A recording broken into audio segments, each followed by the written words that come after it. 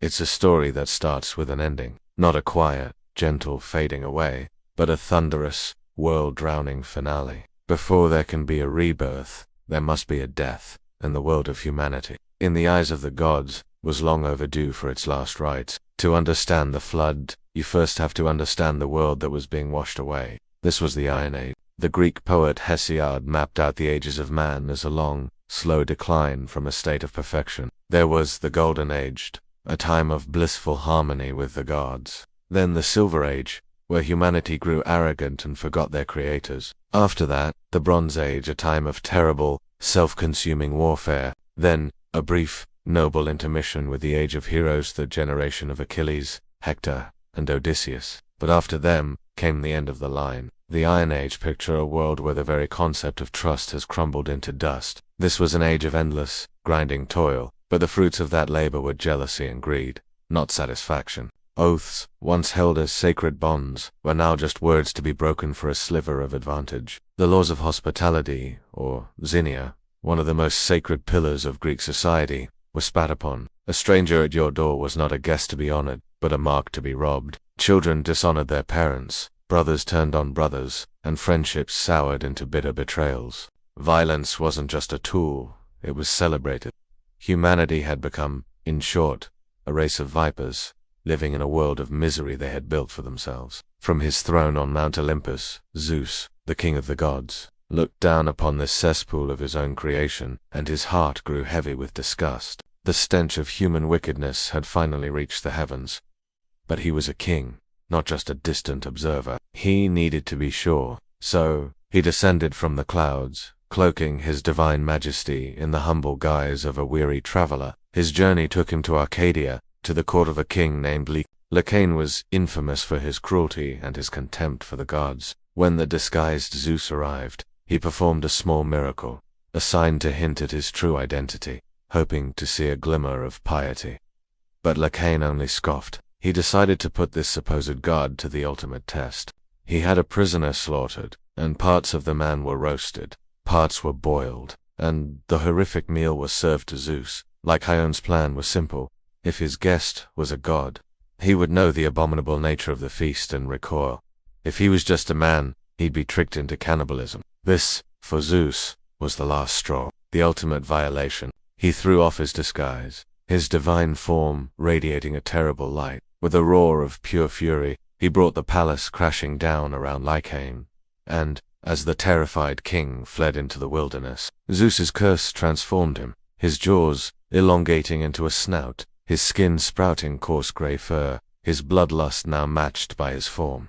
He became the first werewolf. Returning to Olympus, his rage a storm cloud around him, Zeus convened a council of the gods. He laid out the evidence. He spoke of the broken oaths, the endless wars, and the final, unspeakable horror he had witnessed in Lycaon's court. This was not a flaw in humanity. It was a fundamental corruption of their very nature. The project was a failure. The only solution, he declared, was a complete and total reset, a purification by water. He would unleash a great flood to wipe the slate clean, to drown the wickedness of the Iron Age and wash the earth of its stain.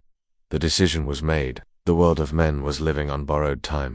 But even in the deepest darkness, you can sometimes find a single, stubborn flicker of light, amidst the chaos and cruelty of the Iron Age. In a world that had seemingly forgotten what goodness even looked like, there lived one couple who held on to the old ways. They were the exception, the last bastion of a virtue that everyone else had discarded, like a worthless trinket. Their names were Deucalion. Deucalion was a king, ruler of the lands of Phthia, but you wouldn't know it from his demeanor. He wasn't a tyrant like Lycaon, obsessed with power and earthly glory. His true kingdom was his own conscience. He was known throughout the land for his wisdom, his unwavering sense of justice, and his deep, abiding piety. But his character shouldn't come as a surprise when you learn who his father was. Deucalion was the son of the titan Prometheus. Yes, that Prometheus, one who defied Zeus, stole fire from heaven, and gave it to humanity. Prometheus, who endured eternal torment chained to a rock for his belief in mankind's potential. Deucalion inherited that same spark. He embodied the very best of what his father had hoped humanity could be: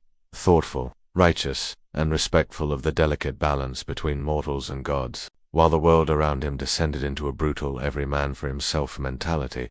Deucalion lived by a higher code. His wife, Pyrrha, was his perfect counterpart. Her goodness was quieter, gentler, but no less profound, and her parentage is just as fascinating, creating a beautiful, almost poetic, irony. Pyrrha was the daughter of Epimetheus and Pandora. Epimetheus was Prometheus's well-meaning but famously foolish brother, whose name literally means hindsight, or afterthought. And Pandora, of course, was the first woman, crafted by the gods as a punishment to man, the one who opened that infamous Joroa box and unleashed all the evils, sorrows, and hardships into the world. So think about that. Pyrrha was the direct descendant of the very Pyrrha whose actions kicked off humanity's long slide into misery, yet she was the absolute opposite of that legacy. Where her mother's curiosity brought chaos, Pyrrha's nature was one of pious stability and heartfelt devotion. She was the living proof that your origins do not have to be your destiny. Together, Deucalion and Pyrrha were an island of tranquility in a sea of rage.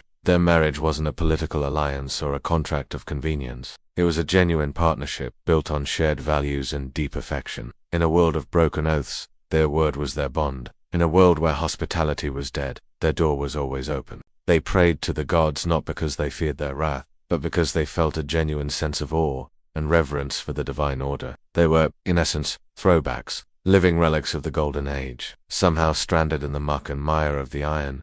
Their virtue was so complete, so out of step with the times, that they were almost invisible to the grand, sweeping gaze of Zeus. When he looked down from Olympus, he saw a writhing mass of corruption, a forest of wickedness. The single, small tree of Deucalion and Pyrrha's goodness was almost lost in the landscape. They weren't heroes in the mold of Heracles performing grand earth-shaking deeds. Theirs was a quiet, consistent, everyday decency. And it was this quiet decency, this refusal to let the world corrupt them, that made them the only niche, the only viable seed worth saving from the coming storm. They were humanity's last, best hope, even if they didn't know it yet. High on the frozen peaks of the Caucasus Mountains, a figure was silhouetted against the unforgiving sky. Chained to the rock, Prometheus endured his eternal punishment. His heart, the one the eagle could not reach, broke with a despair deeper than any canyon. He had given them the tools to build, to create, to ascend. Whether it came to him in a vivid, terrifying dream or as a clear voice in the silence of his chambers, he knew it was real. Can you imagine the sight? A king and queen, working with their own hands, sawing wood, hammering planks. Their subjects surely thought they had gone mad. Why was the king building this enormous, windowless box? The sky was blue, the sun was shining. They probably laughed, pointing and whispering about the eccentricities of their ruler. Their mockery was a symptom of the very disease Zeus sought to cure, an inability to see beyond their own immediate, selfish concerns. They were blind to the signs, deaf to the warnings. But Deucalion and Pyrrha ignored them. They worked with a quiet, desperate intensity, their every action a prayer, an act of faith, against a tide of cynicism. Day after day, they toiled, until finally, the ark was complete. It sat there on the high ground, a monument of hope in a world that had forgotten the meaning of the word. They had done all they could. Now, they just had to wait for the storm. He knew it was the voice of Prometheus. The message was stark and terrifyingly specific. The end is coming, his father warned. Zeus is mad with rage. He will wash the world clean with a deluge. There is no time. Stop what you are doing. Go to the forest, fell the tallest trees, and build a chest. Make it strong and seal it tight with pitch. Do not fill it with gold or treasures. Fill it with food and water, enough to last. When the first rains begin to fall, you and your wife Pyrrha must get inside and bolt the door. Do not look back. Trust in my words. And they had used them to forge weapons, to build walls between each other, to dig their own graves. Zeus saw their wickedness as a failure of the product. Prometheus saw it as a potential that had been tragically squandered. But even so, he could not bear to see them utterly destroyed. His love for mankind was as stubborn as the rock he was chained to. Every day a great eagle would descend, its shadow a harbinger of agony, and it would feast on his liver. Every night, the liver would regrow, ensuring his torment was without end.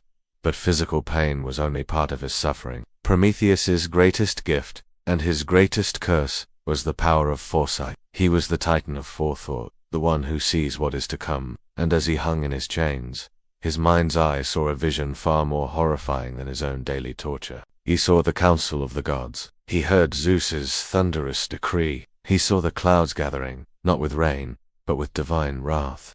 He saw the oceans churning, ready to rise and swallow the world. He saw the end of humanity. The very creatures he had championed, the beings for whom he had stolen fire and sacrificed his freedom, were about to be extinguished. Powerless as he was, bound in unbreakable chains by the decree of the King of Gods, he had to do something. He couldn't stop the flood, he couldn't reason with the enraged Zeus. But he could save a flicker of the flame. He could save his son. Focusing his will, channeling his prophetic power, he sent his voice across the world. It wasn't a shout, but a whisper that traveled on the wind, a thought that slipped into a dream. It was a message of pure, desperate warning, aimed directly at the one man he knew would listen. His son, Duke. In his palace in Phthia, Deucalion received his father's message. Deucalion didn't hesitate for a second. His faith in his father was absolute. He and Pyrrha began the work at once. The day began like any other in the Iron Age. The sun rose, casting its light on a world consumed by its own petty squabbles. Notice was the bringer of rain, and he descended cloaked in a pitch-black cloud, his beard heavy with storm, water streaming from his white hair. The god of the sea struck the earth with his mighty trident, and the ground itself shuddered and groaned. Tidal waves, the size of mountains, crashed upon the shores, not just flooding coastal cities but surging miles inland, swallowing hills and valleys in a single, monstrous gulp. They climbed trees, only to be swept away when the trees were torn from the earth. Some managed to get into boats, but the storm was too violent, the waves too immense. They were swamped and overturned, their occupants thrown into the churning, debris-filled water. Man and beasts drowned together, their struggles meaningless against the overwhelming power of the gods. The wolf swam beside the sheep, their enmity forgotten in their shed terror. The lion was tossed against the deer. All the hierarchies and conflicts of the world were rendered moot. There was only one reality: the water. It was the great equalizer, the final judgment. The distinction between land and sea vanished. The world became one single, chaotic body of water. He was not a god of wanton destruction. He was a god of order, and the order of the world had become so corrupted that it had to be scoured down to the bedrock. He was like a divine surgeon, cutting away a cancerous growth, no matter how painful the procedure. The screams of the drowning were the price of pure. The world of the Iron Age was dying, gasping its last, choked breath under a blanket of cold, unforgiving water. Where once there were fields of wheat, there were now waves. Where cities had stood, schools of fish now swam through the shattered remains of homes and temples. The highest towers were submerged, and soon, even the mountaintops began to disappear beneath the rising tide. The impact sent shockwaves across the globe, shattering the very foundations of the land. Poseidon summoned the river gods, and commanded them to break their banks. "Let loose your fury," he bellowed. "Show no restraint," and they obeyed. Rivers that had flowed peacefully for centuries became raging, muddy torrents, tearing away fields, uprooting ancient forests, and demolishing the works of man. They didn't just flood. They attacked the land, erasing it. With his great hands, he squeezed the hanging clouds, and the sky began to weep. It wasn't rain. It was a solid sheet of water, a vertical river pouring from the heavens. At the same time, Zeus's messenger, Iris, the personification of the rainbow, gathered waters from every river and stream, drawing them up into the clouds to be unleashed again, ensuring the supply was endless. The deluge began, but something was different. An unnatural stillness had fallen. The birds weren't singing. A strange, heavy pressure filled the air, the kind that makes the hair on your arms stand up. Deucalion and Pyrrha felt it. They looked at each other, a silent understanding passing between them. The time had come. On Olympus, Zeus stood, his face a mask of grim resolve. He wouldn't use his thunderbolts for this task. That was a weapon of targeted destruction, of singular punishment. This required something more total. It required the cooperation of his brother, Poseidon, Lord of the Seas. Zeus gave the signal. He first commanded the south wind Notus to fly forth, but this was only half the assault. Zeus then called upon Poseidon. The sea, too, rose up to join the assault. Poseidon's trident stirred the oceans into a frenzy. It was a scene of absolute, terrifying chaos. People scrambled for high ground, but there was no high ground left. Zeus looked down upon his work, and there was no satisfaction on his face, only a grim sense of necessity. As the first heavy drops of rain, thick as honey, began to fall, Deucalion and Pyrrha didn't waste a moment. They gave one last look at the world. They knew the trees, the hills, their home, and then climbed into the rough-hewn chest their father had instructed them to build. They sealed the heavy wooden door from the inside, plunging themselves into a suffocating darkness broken only by the thin shafts of light between the planks. The air was thick with a smell of pitch and dry wood, and the provisions they had hastily stored. They had done as they were told. They had placed their absolute faith in a Titan's warning. Now, there was nothing left to do but wait and listen. The sound started as a patter, then and then it escalated into a deafening, continuous roar as the full force of Zeus's storm was unleashed upon the world. The wooden chest, their ark, began to shudder and rock as the ground beneath it turned to mud and then to liquid. They felt a sickening lurch as the rising water lifted them, tearing them away from the earth. They were afloat. They were at the mercy of the waves. Outside, the world was being annihilated, but inside, the universe had shrunk to the confines of this dark, tossing box. For 9 days and 9 nights, they endured. This wasn't a peaceful voyage. It was a constant, violent assault on the senses. The ark was thrown about like a child's toy, crashing into the peaks of submerged mountains, scraping against the roofs of drowned palaces. The sound was relentless, a symphony of destruction. The shrieking of the winds, the crash of thunder that seemed to shake the very atoms of the wood, and underneath it all, a terrible, deep, grinding sound of a world being torn apart. Through the cracks, they could hear the faint, desperate cries of others, cries that grew weaker and then vanished entirely. They must have been terrified. Every creak of the hull, every violent jolt, must have felt like their last moment. Did they question their faith? Did they wonder if Prometheus had been wrong? If this ark would just be their coffin? We can only imagine the conversations they had in the dark, the prayers they whispered, their voices trembling. They held on to each other, their shared warmth and presence, the only comfort in a world of cold, chaotic water. They ate little, slept less. Time lost all meaning. Day and night were the same in their sealed box, distinguished only by the slight dimming or brightening of the cracks in the wood. Their journey was the ultimate test of endurance, not just physically, but mentally and spiritually. They were utterly alone. They were the last remnants of humanity, adrift on an endless, hostile ocean that had claimed everyone else.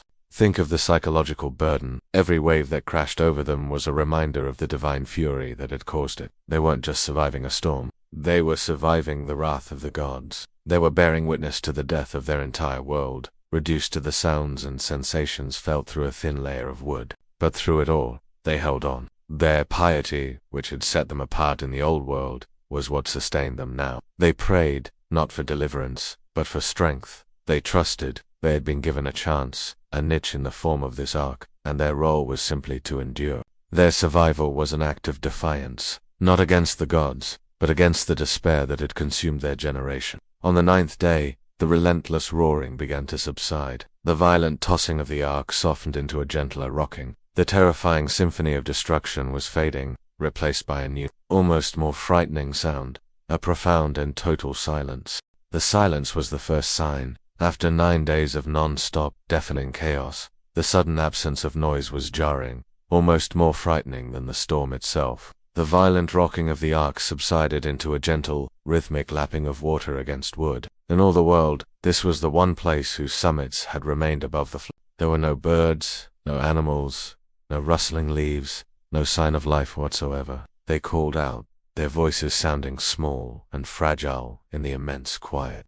The only answer was the echo, mocking them from the barren peaks. They were the only 2 people alive on the entire planet. The weight of that realization was crushing. They had survived, yes, but for what? To preside over a world of mud and death. They wept. They cried for their lost homes, for their friends and family, for the entire human race that had been so utterly erased. Their survival felt less like a blessing and more like a curse, to be the sole witnesses to such complete and total devastation.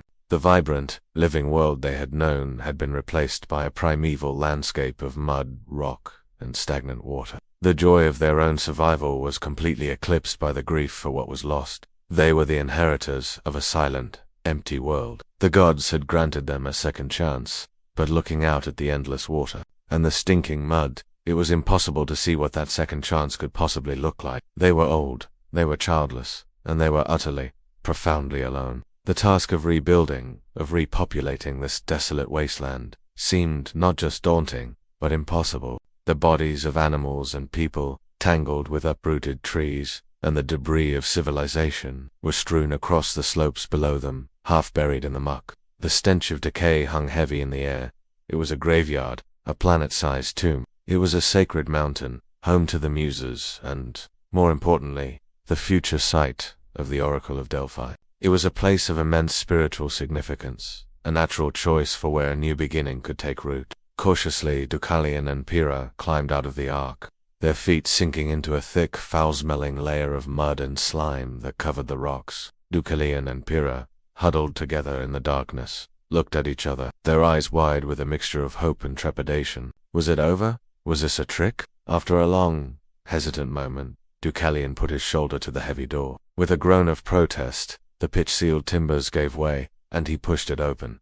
The light that flooded their cramped prison was blinding. They shielded their eyes, squinting against a brightness they hadn't seen in what felt like a lifetime. As their vision adjusted, they looked out upon their new world, and their hearts sank. The instructions from Prometheus had been to build an ark, not to save the world. The world was gone. As far as the eye could see, in every direction, there was nothing but water. A vast, grey, featureless ocean stretched to the horizon, shimmering under a pale, washed-out sun. But then they noticed something else. The ark was no longer adrift.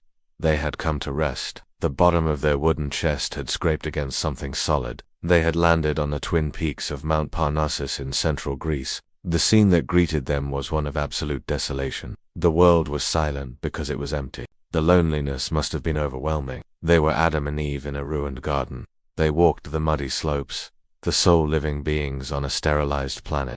Days turned into weeks on that desolate mountain peak. The waters of the Great Flood slowly began to recede, draining away from the land and revealing more and more of the drowned world.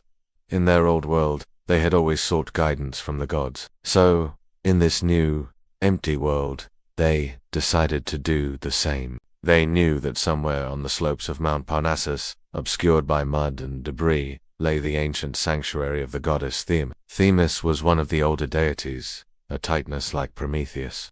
They kissed the altar, an act of pure, desperate reverence. Oracles rarely dealt in simple commands. They spoke in riddles, in metaphors, testing the wisdom of those who sought their counsel. The voice commanded them, "Depart from my temple, veil your heads, loosen your robes, and cast behind you the bones of your great mother."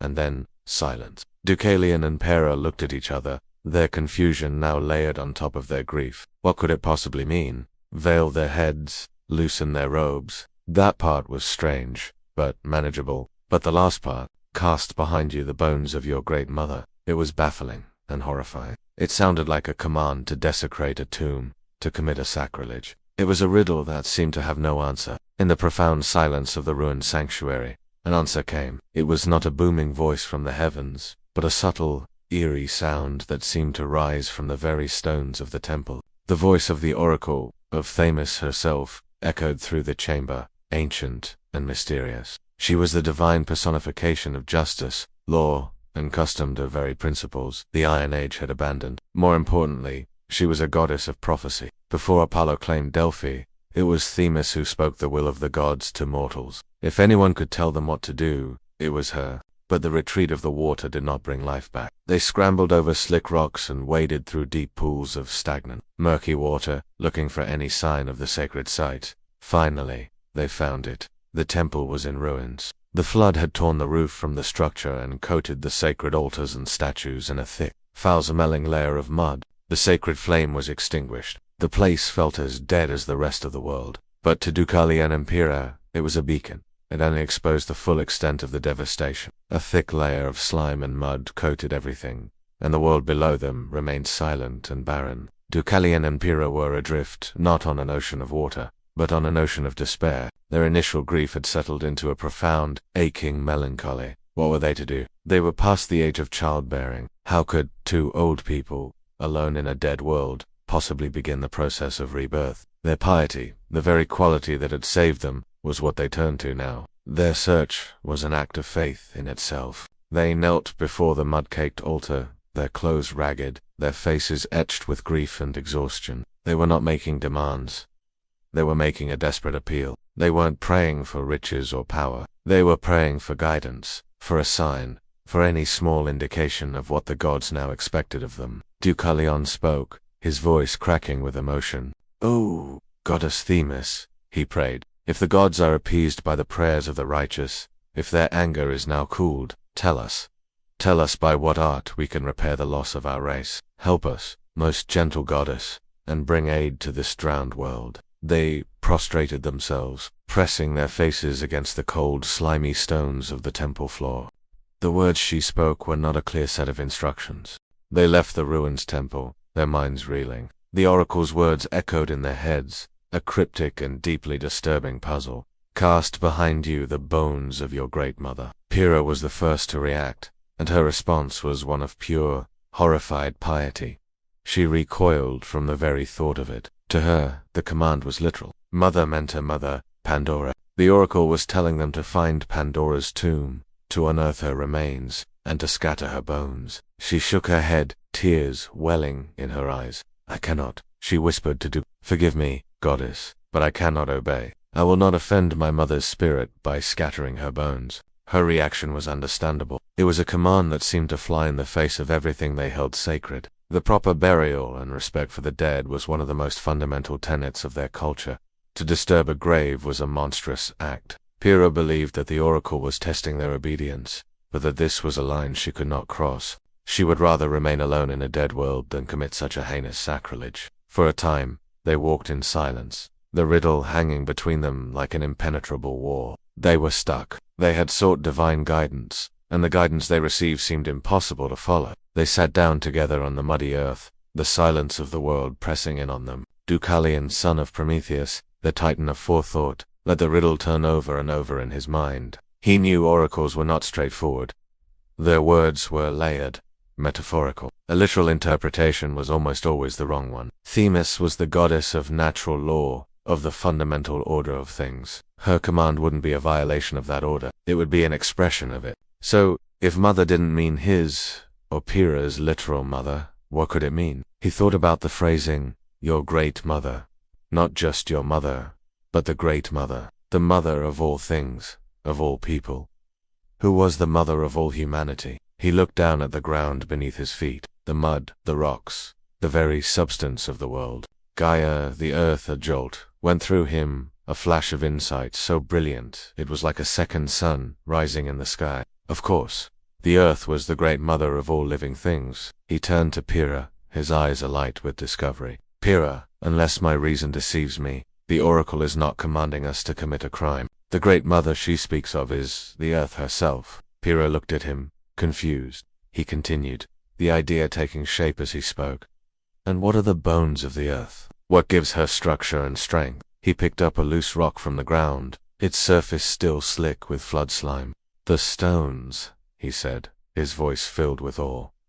"The stones are her bones." Suddenly, the whole riddle unlocked. Veil your heads, a sign of reverence, of turning away from a sacred act. Loosen your robes to allow for free movement for the work ahead, and cast behind you the bones of your great mother. Throw the stones of the earth over your shoulders. It was a symbolic act. They weren't desecrating a tomb. They were participating in an act of creation. They were being asked to use the very substance of the old world to seed the new one. Pyrrha listened, her initial horror slowly melting away and being replaced by a hesitant wonder.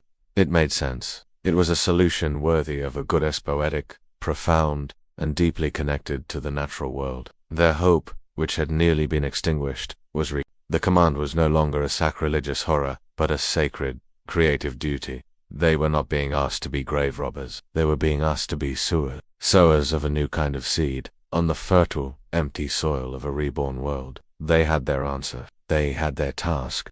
The moment of revelation hung in the air, a fragile spark of hope in the immense desolation. Deucalion's insight felt true. It felt right, but it was still a terrifying leap of faith. They were about to place their entire future, and the future of all humanity, on the interpretation of a riddle. What if they were wrong? What if they were about to perform some bizarre, meaningless ritual on a mountaintop, only to be met with continued silence from the gods? Despite their lingering doubts, they knew they had no other choice. This was the only path offered to them. They had to walk it. Following the oracle's instructions to the letter, they prepared themselves. They found pieces of cloth from their ruined supplies and veiled their heads. a symbolic act of turning their faces away from the divine mystery they were about to enact. They untied the girdles of their simple garments, letting them hang loose so they could move and bend freely. They stood side by side on the muddy slope of Parnassus, the silent, empty world stretching out before them.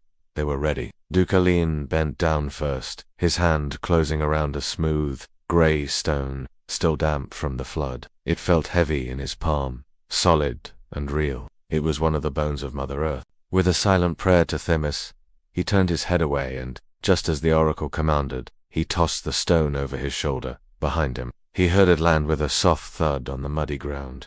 Pyrrha did the same. She selected a stone, and with her head veiled and averted, she cast it behind her. They continued this way, walking slowly down the mountainside, gathering stones and casting them into the space behind them, never looking back. And then, a miracle happened. The stones, upon touching the earth, began to change. It was a transformation both subtle and profound. The hard, rigid nature of the rock started to soften. The cold, grey color warmed into the tones of flesh. The stones began to lose their sharp edges, swelling and shifting, taking on a new form, a human form. It was as if the earth itself was giving birth. The stones that Deucalion had thrown grew into the forms of men. Their shapes were rough at first, like unfinished statues, but they quickly gained definition, sprouting limbs, heads, and torsos. The stones that Pyrrha had cast behind her underwent the same miraculous transformation, softening and reshaping themselves into the forms of women. They didn't dare to look back, but they could hear it. The soft thud of the stones landing was followed by a strange, new sound of movement, of stirring. It was the sound of a silent world waking up. They continued their work, their movements becoming more confident with each stone they threw. They were no longer just two lonely survivors. They were agents of creation, partners with the gods in the repopulation of the world. They were sowing a harvest of people. When they finally ran out of stones or energy, they stopped. They stood for a moment, listening to the impossible sounds behind them. Then, slowly, they turned around. Where before there had been only empty, muddy ground, there now stood a crowd of people. The stone people. They were not like the people of the Iron Age. There was a hardiness to them, a ruggedness that spoke of their strange origin. The Greek word for people, laos, and the word for stone, laos, are very similar, and the myth makes a direct, poetic link between the two. This new race of humanity was born from the earth, tough, resilient, and built for endurance. They were made to last, to endure the hardships of a world that was starting from scratch. Deucalion and Pyrrha looked at the new humans, and for the first time since the flood, they felt not just hope but joy. They were not alone anymore. The birth of the stone people marked the true beginning of the new world. Deucalion and Pyrrha were no longer just survivors. They were the founding parents of a new human race. They looked upon the crowd of men and women who had sprung from the earth, and saw not just a miracle, but a responsibility. These new humans were, in a way, their children. They were strong, hardy, and accustomed to toil, having been born from the very bones of the earth. But they were also a blank slate. They were humanity given a second chance. And Deucalion and Pyrrha were their first teachers. Deucalion wise and just became their king. He taught them the fundamental arts of civilization that had been lost in the flood. He showed them how to till the soil, which was now slowly drying and becoming fertile again. He taught them how to build shelters from the wood of the few trees that had survived on the high slopes, and how to quarry stone to build more permanent homes. He established the first laws, not complex regulations, but simple principles of justice, community, and respect, ensuring that the seeds of the Iron Age's corruption would not take root in this fresh soil. He taught them how to honor the gods,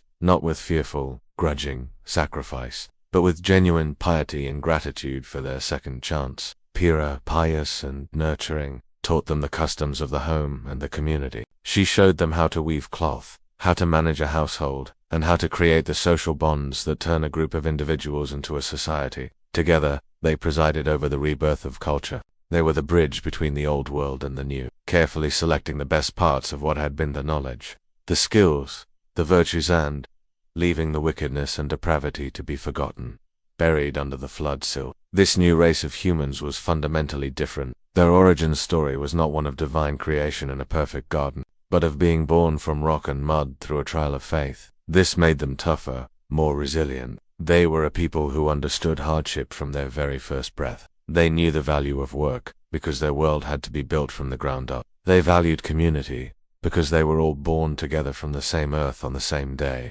The myth serves as a powerful etiological story explaining not just the origin of people from stones, but also the very nature of humanity itself. Our resilience, our connection to the earth, and our capacity for hard work. The story of Deucalion and Pyrrha is more than just a Greek version of the Great Flood narrative that appears in so many cultures. It's a profound meditation on destruction and creation, on despair and hope. It shows that even in the face of total annihilation, a niche of goodness can be enough to restart the world. It's a story about the power of faith, not just faith in the gods, but faith in the meaning of a riddle, faith in a father's warning, and faith in the possibility of a better future. The flood was a punishment for wickedness, but the story's focus isn't on the punishment, it's on the aftermath. It's about what you do when you find yourself in a ruined world. Do you give in to despair, or do you get to work, picking up the stones at your feet and building something new? Deucalion and Pyrrha chose to build. They answered the oracle's riddle not just with their intellect, but with their actions, and in doing so, they became the architects of a new chapter for humanity. Their story is a timeless reminder that even after the most devastating storm, rebirth is possible. The story of Deucalion and Pyrrha is one of the most powerful foundation myths, a testament to resilience. It's not just about a flood, it's about what comes after. It tells us that even when the world is washed clean, humanity's fate isn't sealed. It can be rebuilt, stone by stone, through wisdom, faith, and a willingness to work. This new race, born of the earth, was stronger, more enduring. They were a people made for the real world, a world of toil and hardship, but also one of profound second chances, a perfect reset.